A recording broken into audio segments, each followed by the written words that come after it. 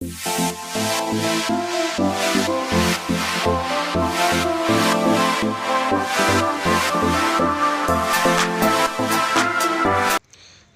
छात्रों, आज हम पढ़ेंगे कक्षा नवम का द्वितीय पाठ स्वर्ण काकः अर्थात सोने का कौवा। प्रस्तुत पाठ श्री पद्म शास्त्री द्वारा रचित विश्व कथा शतकम नामक कथा संग्रह से लिया गया है, जिसमें विभिन्न देशों की 100 लोक कथाओं का संग्रह है। यह वर्मा देश की एक श्रेष्ठ कथा है, जिसमें लोभ और उसके दुष्परिणाम के साथ साथ त्याग और उसके सुपरिणाम का वर्णन एक सुनहरे पंखों वाले कौवे के माध्यम से किया गया है। आइए इस कथा को पढ़ते हैं। पुरा कस्मिंश्चित् ग्रामे एका निर्धना वृद्धा स्त्री न्यवसत्। पुराने समय में कोई एक गांव में एक निर्धन वृद्धा अर्थात एक स्त्री, वृद्ध स्त्री रहती थी। तस्याश्चेका दुहिता विनम्रा मनोहरा चासीत। उसकी एक बेटी थी जो कि विनम्र थी और सुंदर भी थी। एकदा माता स्थाल्यां तण्डुलान् निक्षिप्य पुत्रीमादिशत्। सूर्यातपे तण्डुलान् खगेभ्यो रक्ष। एक बार उसकी माता ने थाली में कुछ चावल दे करके और सूर्यातपे अर्थात सूर्य के ताप में उन चावल को रख दिया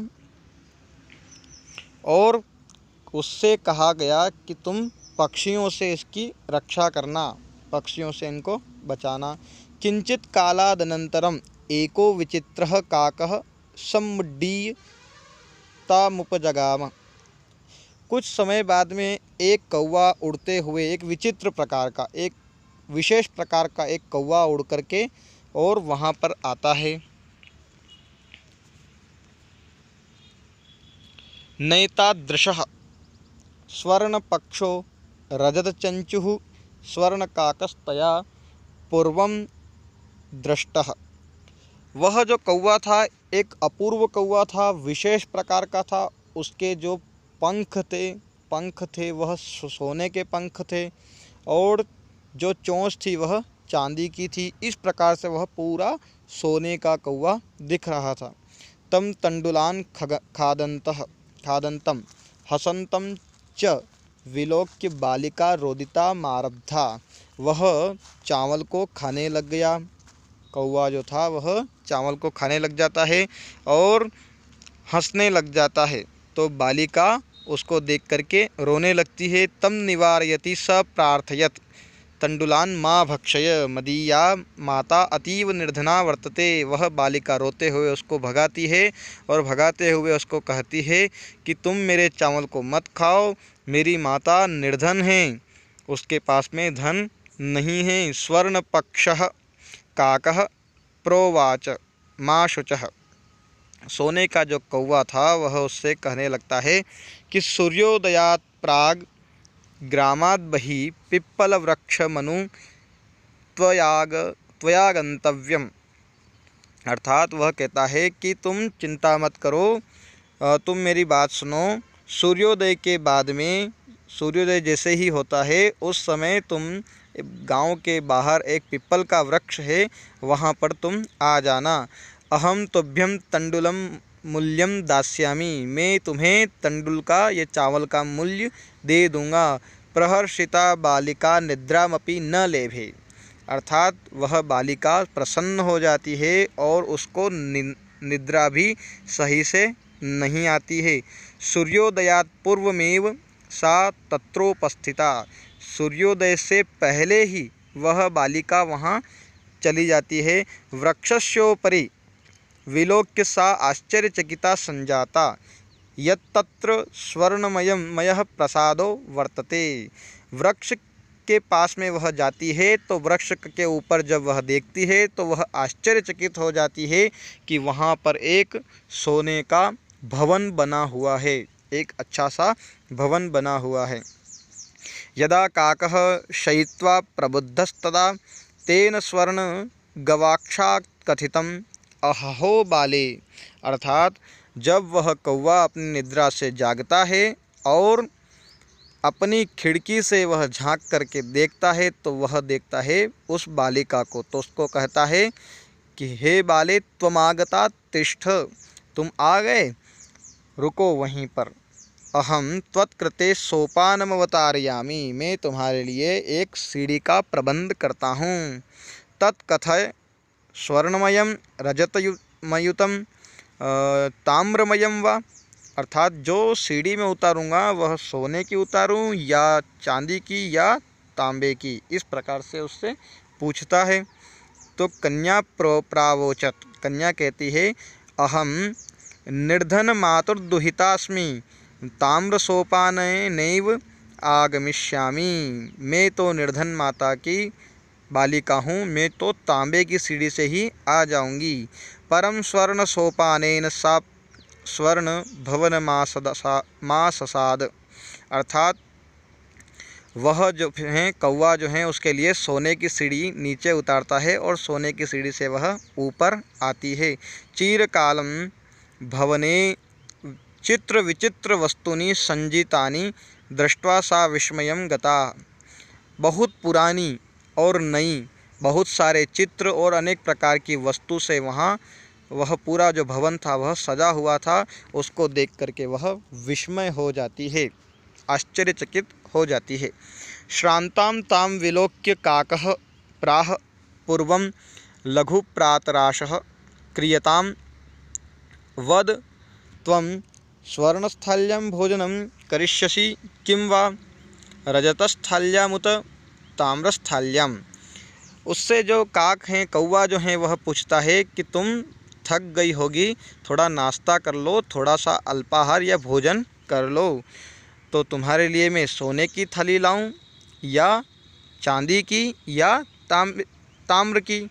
तो बालिका कहती है व्याजहारस्ताम्रस्थाल्यां मेवाहम निर्धना भोजनम करिष्यामि, मैं तो निर्धन माता की बालिका हूँ, मैं तो तांबे की थाली में भी भोजन कर लूँगी।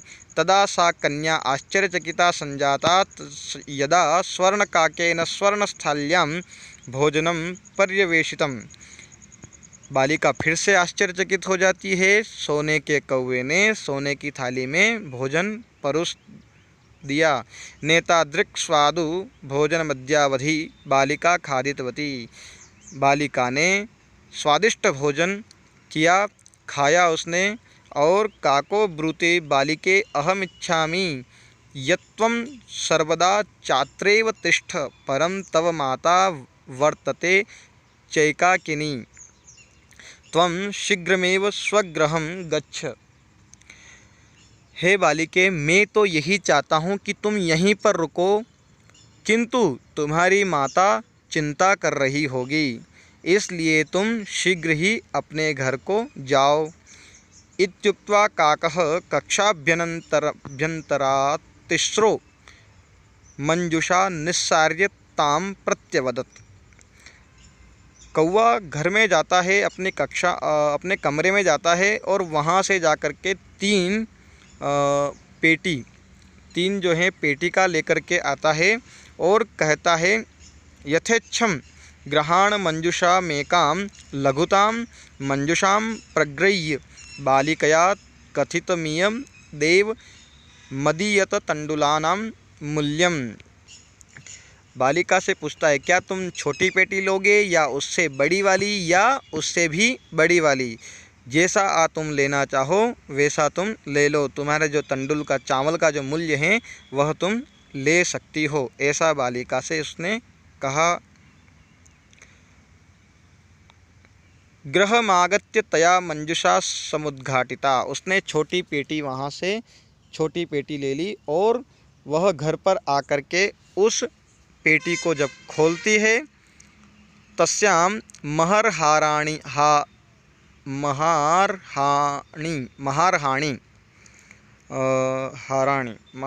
होना चाहिए, महरहाराणि हीरकाणि विलोक्य सा प्रहर्षिता तद्दिनादनिकां च संजाता।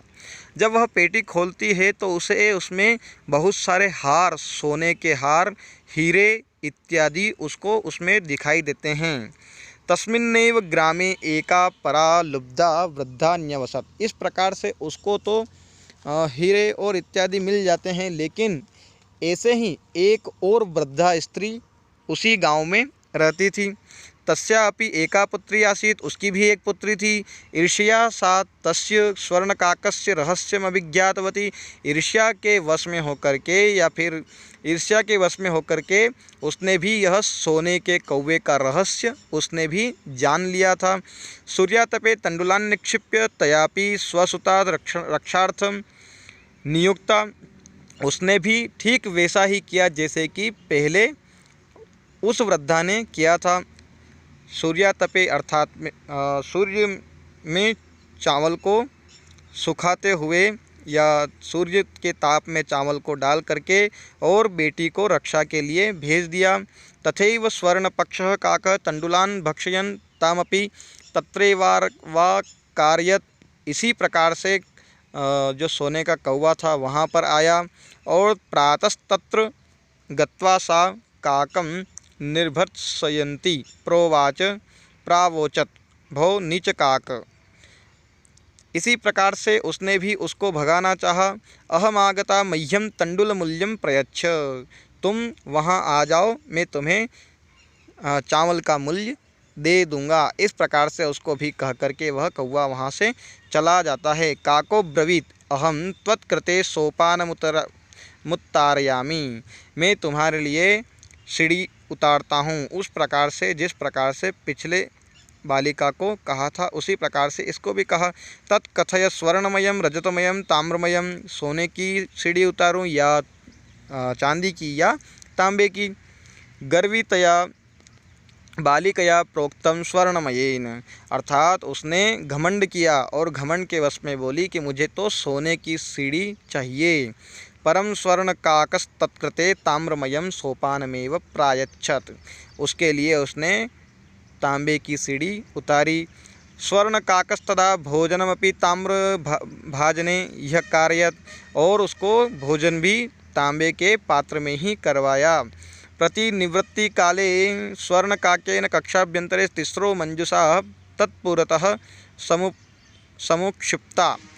फिर जो कौवा था वह अपने कमरे से 3 मंजूषा 3 पेटी लेकर के आया और लोभविष्टा सा बृहत्तमा मंजुषाम गृहीतवती।